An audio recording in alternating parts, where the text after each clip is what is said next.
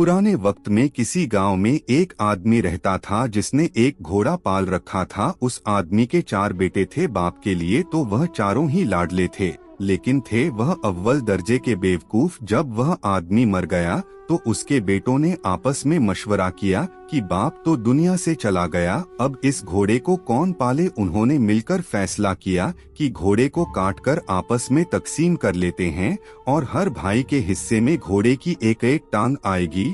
लेकिन उनके लिए मुसीबत यह बनी कि घोड़े के बाकी जिस्म को कैसे बांटा जाए। वह घोड़े के पास खड़े यही हिसाब किताब लगा रहे थे कि इसी दौरान एक शख्स वहां से गुजरा। उसने इन चारों भाइयों से पूछा, भाइयों आप में किस बात पर आपस में इख्तिलाफ है, मुझे बताओ, हो सकता है मैं तुम्हारे मसले का कोई हल निकाल सकूं। चारों भाइयों में से एक ने जवाब दिया, हम 4 भाई हैं, आप हमें बताएं हम इस घोड़े को आपस में बराबर कैसे बांटे। उस शख्स ने कहा, यह तो बहुत आसान है, ऐसा करो इस घोड़े को बेच दो और जो रकम मिले वो आपस में बांट लो। चारों भाई इस बात पर राजी हो गए और घोड़े को बेचने के लिए शहर की तरफ रवाना हुए। सफर के दौरान वह जंगल से गुजरे तो वहीं उन्हें रात हो गई। चारों भाई दिन भर के थके हुए थे। वो जैसे ही लेटे उन्हें नींद आ गई। जब वह गहरी नींद में सो रहे थे तो रात के किसी पहर एक चोर वहां से गुजरा। उसने देखा कि चारों आदमी बेखबर सो रहे हैं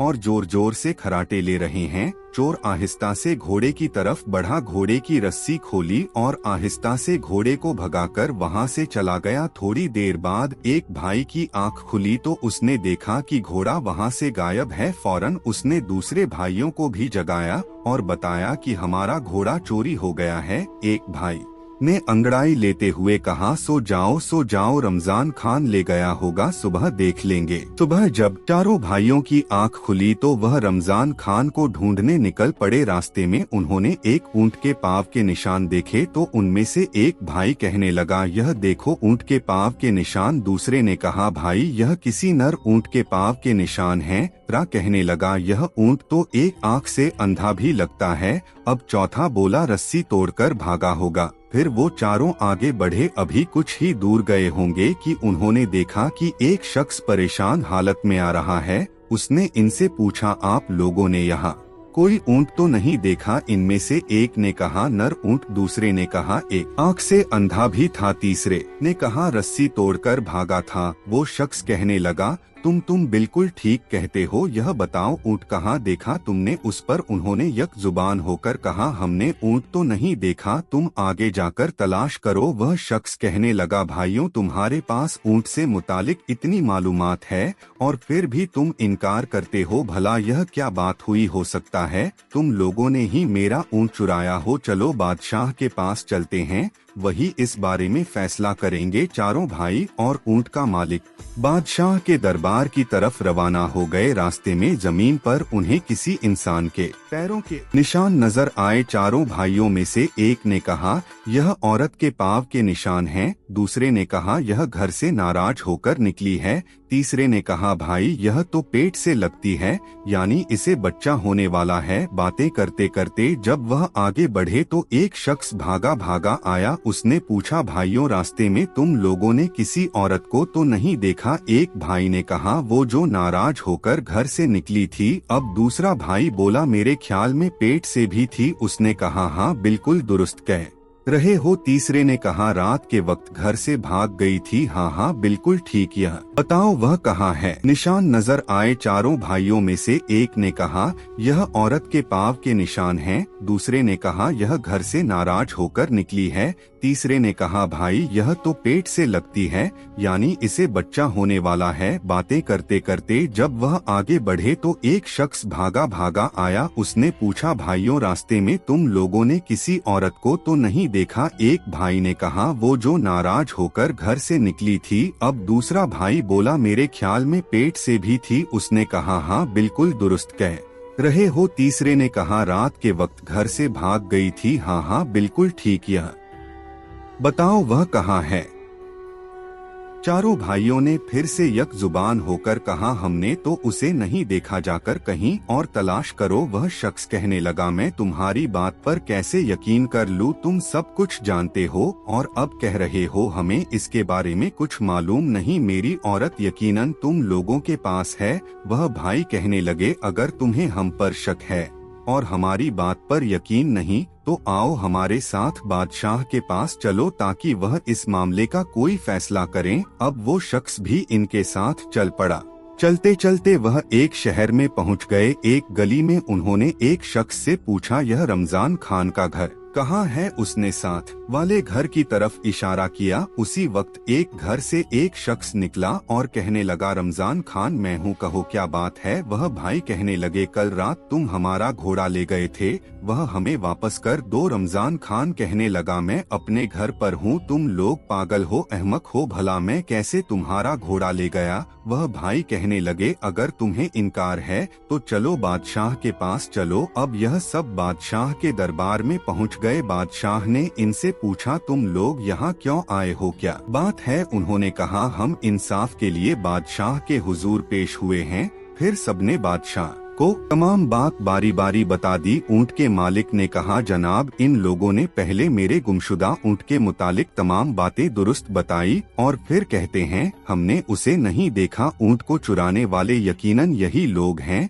मुझे इंसाफ चाहिए। दूसरा शख्स कहने लगा, मेरी बीवी रात को घर से निकली है और इन लोगों ने उसके बारे में बिल्कुल सही मालूमात दी और साथ ही कहते हैं कि हमने उसे नहीं देखा। मेरी बीवी को अगवा करने वाले यही चारों हैं और कोई नहीं। बादशाह ने उन चारों भाइयों से पूछा, तुम लोग अपनी सफाई में क्या कहना चाहते हो? उन भाइयों ने जवाब दिया, हुजूर हमारी बात पहले तवज्जो से सुन ले। रात को रमजान खान ने हमारा घोड़ा चोरी कर लिया। अभी वह इतना ही कह पाए थे कि रमजान खान ने कहा, आलीजा मुझे इसके मुतालिक बिल्कुल इल्म नहीं, मुझे यह लोग बिला वजह पकड़ लाए हैं। अब बादशाह ने उन चारों भाइयों से पूछा, यह बताओ जब रमजान खान घोड़ा चोरी करके ले जा रहा था तो तुम में से किसी ने इसे देखा? वह भाई कहने लगे, हुजूर हम में से किसी ने इसे नहीं देखा। फिर बादशाह ने गुस्से में कहा, जब तुम लोगों ने इसे देखा ही नहीं तो इस पर झूठा इल्जाम क्यों लगाते हो? और यह जो दूसरे लोग तुम्हें अपने मुकदमों में मुलजिम ठहरा रहे हैं, इसकी सफाई में तुम क्या कहना चाहते हो? इन चारों बेवकूफ भाइयों ने कहा, हुजूर यह लोग हम पर तोहमत लगा रहे हैं, हम मुजरिम नहीं, दरअसल हम इल्म गैब जानते हैं, हमें सब कुछ इसी इल्म के जरिए मालूम होता है। बादशाह ने कहा, अगर ऐसा है तो मैं तुम लोगों का इम्तिहान लूंगा और देखूंगा कि क्या वाकई तुम्हें इल्म गैब आता है या तुम बातें बना रहे हो। इसके लिए मैं एक चीज को दूसरी चीज के अंदर छुपा कर रखूंगा। अगर तुम लोगों ने सही तौर पर बता दिया तो मैं समझूंगा कि तुम लोग वाकई में गैब जानते हो और बेकसूर हो। फिर बादशाह ने एक अनार मंगवाया और उसे संदूक में बंद करके उनसे पूछने लगा, बताओ इस संदूक के अंदर क्या चीज है? वह चारों भाई एक दूसरे का मुंह तकने लगे। सबसे बड़े भाई ने कहा, कोई गोल गोल सी चीज है। दूसरे भाई ने कहा, इसके सर पर कोई छोटा ताज भी है। तीसरा कहने लगा, इसके बीज में दाने दाने हैं। चौथे ने कहा, क्यों नहीं कहते कि संदूक में अनार है?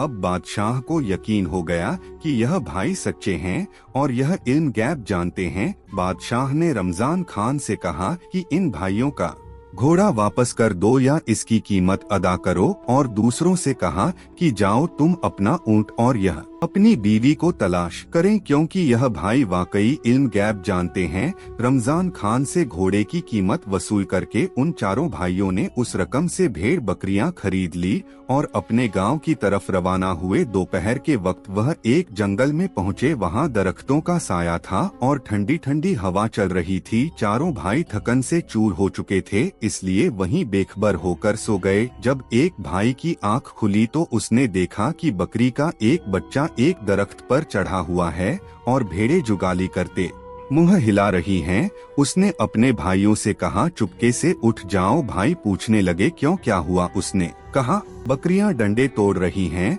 और भेड़ें हमें मारने के लिए आपस में मशवरा कर रही हैं। चारों भाई वहां से भाग निकले और भेड़ बकरियों को वहीं छोड़ दिया। एक भेड़ ने उनके पीछे पीछे भागना शुरू कर दिया तो एक भाई ने पत्थर उठाकर भेड़ पर दे मारा और कहा, भाइयों, एक को तो मैंने मार दिया है, अब जितनी जल्दी हो सके यहाँ से भाग चलो। जब वह काफी देर भागते रहे तो थक गए और उनकी सांसें फूलने लगी। भागते भागते वह रुके और एक ने कहा, गिनती करो, क्या हम सब मुकम्मल है या नहीं। यह कहकर चौथे भाई ने गिनना शुरू किया, लेकिन अपने आप को गिनना भूल गया और कहने लगा, हम तो 3 हैं, हमारा चौथा भाई गायब है। दूसरे ने कहा, ठहरो, मैं गिनती करता हूँ। फिर उसने गिनती शुरू की, यह 1, यह 2, यह 3, हम में से वाकई चौथा भाई गायब है। इसी तरह बारी बारी चारों ने गिनती की और हर एक ने अपने आप को नहीं गिना। वह समझते रहे कि चौथा भाई कहीं गुम गया है। इसी दौरान वहाँ से एक घुड़सवार गुजर रहा था। जब उसने इन भाइयों की यह हरकत देखी तो समझ गया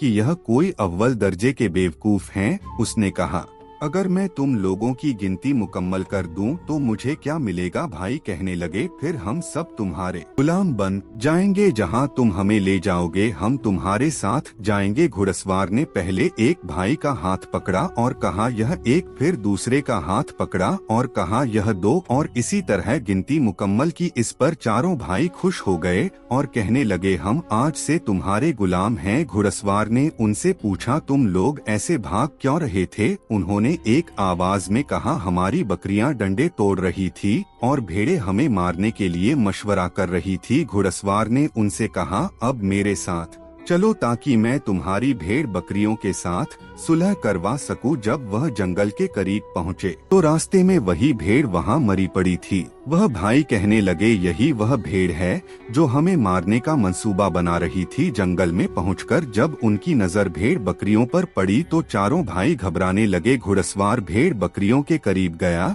और उनमें से हर एक को सर पर थपकी दी। फिर उसने भाइयों से कहा, अब भेड़ बकरियां तुम्हें कुछ नहीं कहेंगी। इसके बाद उसने कहा, आओ तुम भी मेरे साथ चलो। घुड़सवार भेड़ बकरियों को लेकर घर पहुंचा। चारों भाई भी उसके साथ थे क्योंकि वो उसकी गुलामी कबूल कर चुके थे। उसने इन चारों भाइयों को अपने सामने खड़ा किया और सबकी जिम्मेदारी लगाना शुरू की। तुम रेवड़ चराने के लिए ले जाओ। दूसरे को कहा, तुम बैलों के जोड़े के लिए घास काट कर लाओ और इन्हें खिलाओ। तीसरे से कहा, मेरी माँ बीमार है, तुम उसका ख्याल रखोगे और याद रखना उस पर मक्खी भी ना बैठे। और आखिरी को कहने लगा, तुम गंदम की फसल की कटाई करके एक जगह सलीके से रख दो। मुख्तलिफ काम इन चारों भाइयों के सुपुर्द करके घुड़सवार अब अपने काम और कारोबार में मसरूफ हो गया। जिस भाई के जिम्मे मक्खी उड़ाने का काम था वो एक डंडा लेकर बैठ गया। जब घुड़सवार की माँ पर कोई मक्खी बैठती तो वो मक्खी को डंडे से मारता और वो बेचारी बुढ़िया चीखती चिल्लाती रही। 3-4 जोरदार डंडे लगने के बाद वह बुढ़िया बेचारी दम तोड़ गई और अल्लाह को प्यारी हो गई। जब वह बिल्कुल खामोश और साख हो गई तो उसने सोचा कि शायद यह बुढ़िया आराम कर रही है। इसने बुढ़िया पर चादर डाल दी और खुद एक तरफ होकर बैठ गया। जिस भाई के जिम्मे बैलों को चारा खिलाना था उसने अपने दिल में सोचा कि यह काम बहुत मुश्किल है और वह यह नहीं कर सकता, लिहाजा उसने फौरन दोनों बैलों को जबाह किया और उनके मुंह घास और भूसे में गाड़ दिए ताकि वह खुद खाते रह। गंदम की फसल पर जिस भाई की ड्यूटी थी उसने सोचा यह बहुत बड़ा और मुश्किल काम है, क्यों ना इन दानों को भून दिया जाए। यह सोचकर उसने गंदम की फसल को आग लगा दी। अब चौथा भाई जो भेड़ों को लेकर गया था वह भेड़ों को चरा रहा था कि अचानक वहां भेड़िए आ निकले और भेड़ों को एक एक करके खाने लगे। उसने सोचा कि इस गांव के कुत्ते बेचारे कितने भूखे हैं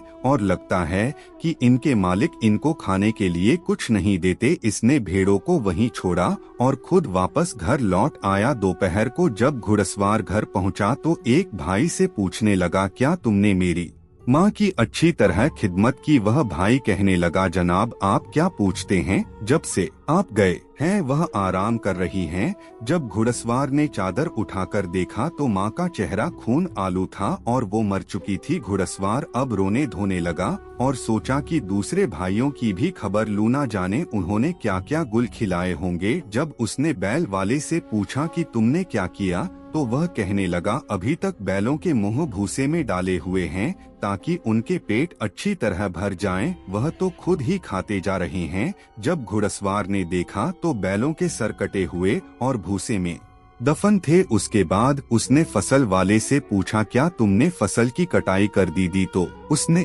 खुशी खुशी बताया, मुझे ख्याल आया कि आपकी माँ बूढ़ी है, भला रोटी कहाँ पकाएगी, मैंने गंदम को ही भून दिया। जब घुड़सवार ने देखा तो उसकी पूरी गंदम की फसल जली हुई थी। अब घुड़सवार ने आखिरी भाई से पूछा, भेड़ बकरियां कहाँ हैं? तो वह कहने लगा, इस शहर के कुत्ते बहुत भूखे हैं, आज तक मैंने ऐसे भूख कुत्ते नहीं देखे। वह आकर बकरियों को खाने लगे, मैंने उन्हें खाने दिया और उन्हें रोकने की कोशिश नहीं की। घुड़सवार ने सबकी बातें सुनी तो सर पीट लिया और फिर चारों को तलब करके कहा, तुम लोगों ने मुझे इस कदर नुकसान पहुंचाया है कि मेरी आइंदा नस्लें भी याद रखेंगी। तुम लोगों ने मेरी माँ को मार डाला और मेरे कारोबार को तबाह कर दिया। खैर, तुम लोग हो ही भोले और बेवकूफ, इसलिए मैं तुम्हें माफ करता हूँ। अब तुम सब ऐसा करो कि एक बेलचा लेकर कब्रिस्तान जाओ और वहाँ एक ऐसी कब्र तैयार करो जो कान के बराबर गहरी हो। चारों भाई कब्र खोदने के लिए कब्रिस्तान रवाना हुए और वहाँ पहुंचकर एक ने बेलचा मारा और दूसरे भाई ने अपना कान वहाँ रख दिया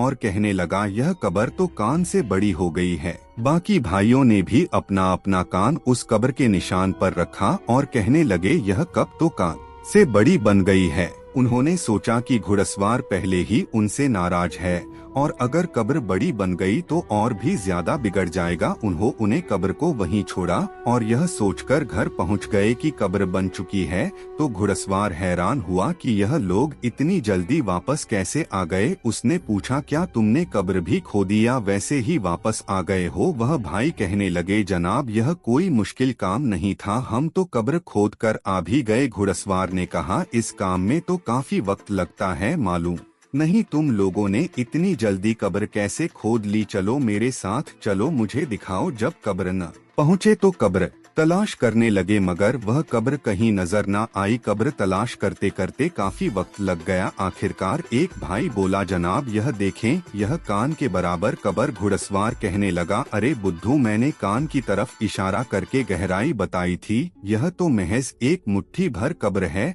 फिर उसने कहा, तुम चारों भाई जाओ और मेरी माँ की लाश ले आओ, मैं खुद उसके लिए कब्र खोद दूंगा। वो चारों भाई गए और मुर्दा बुढ़िया को चारपाई पर रखकर दौड़ते हुए कब्रिस्तान की तरफ आए मगर रास्ते में वो बुढ़िया चारपाई से कहीं गिर गई। कब्रिस्तान पहुंचकर जब उन्होंने चारपाई रखी तो एक दूसरे का मुंह तकने लगे। घुड़सवार ने पूछा, मेरी माँ कहाँ है? उन्होंने कहा, जनाब हम लाश लेकर आ रहे थे लेकिन वह रास्ते में कहीं भाग गई। अब हम यहाँ पहुँच गए हैं। हमने जो देखा वह यह है कि चारपाई खाली है। घुड़सवार कहने लगा, यह कैसे मुमकिन है कि एक मुर्दा भाग जाए? फिर गुस्से से कहने लगा, जाकर मेरी माँ को जिस तरह भी मुमकिन हो तलाश करके लाओ, वरना उसकी जगह तुम चारों को यहाँ दफन कर दूंगा। चारों भाई बुढ़िया की लाश तलाश करने जा रहे थे कि रास्ते में उन्हें एक बूढ़ी औरत नजर आई जो लकड़ियां जमा कर रही थी। उन्होंने इस बुढ़िया से कहा,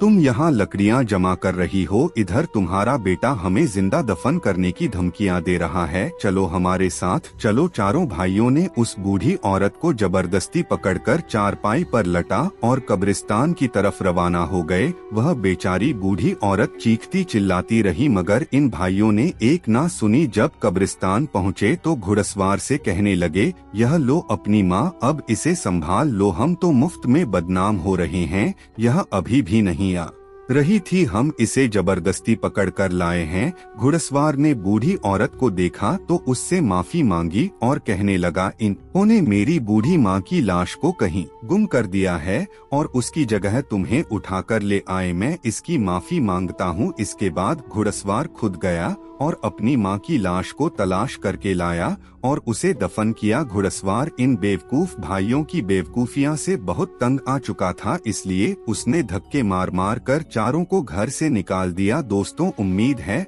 आपको आज की यह वीडियो पसंद आई होगी। कमेंट्स में अपनी राय का इजहार करें और हमारे चैनल YM वॉइस को सब्सक्राइब करें। शुक्रिया।